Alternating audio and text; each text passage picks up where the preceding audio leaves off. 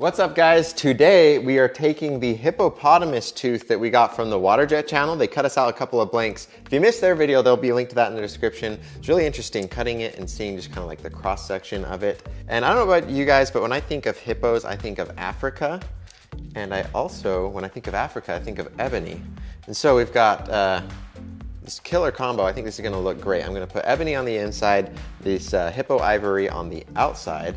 And I think it's gonna be a wonderful pair, and also kind of paying homage to all my piano boys out there that ivory and ebony go together well. And we're going to try some engraving work on here. I think we can make a really cool looking ring. So without further ado, let's go ahead and get into it. And guys, as we get started, I forgot to mention this in the intro and I knew it would come up in the comments. Just wanted to let you guys know that this hippo tooth was both legally and ethically sourced.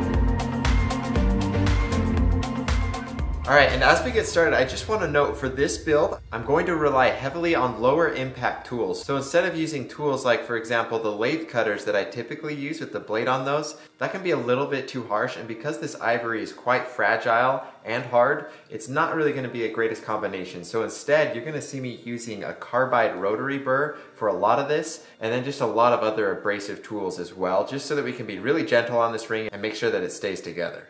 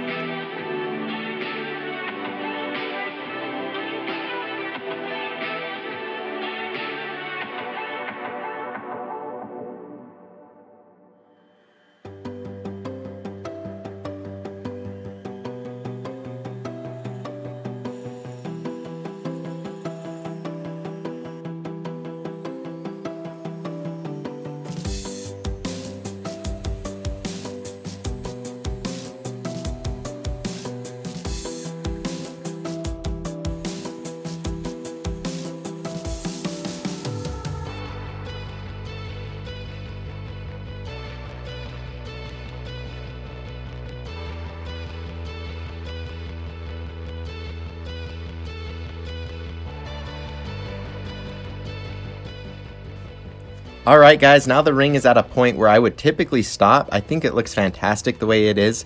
It's got a really simplistic look and feel to it, which I think is really kind of cool because it's kind of a juxtaposition versus the really complex natural materials that this is actually genuinely made out of. The shape of it is super clean, all of the colors, there's just that stark contrast. I think it looks really great. But I do want to do the engraving on this, but what I decided was I want to go kind of above and beyond with the engraving and not just kind of put some random shapes on there. I actually got a bunch of new engraving equipment, so we can kind of go really hardcore with this.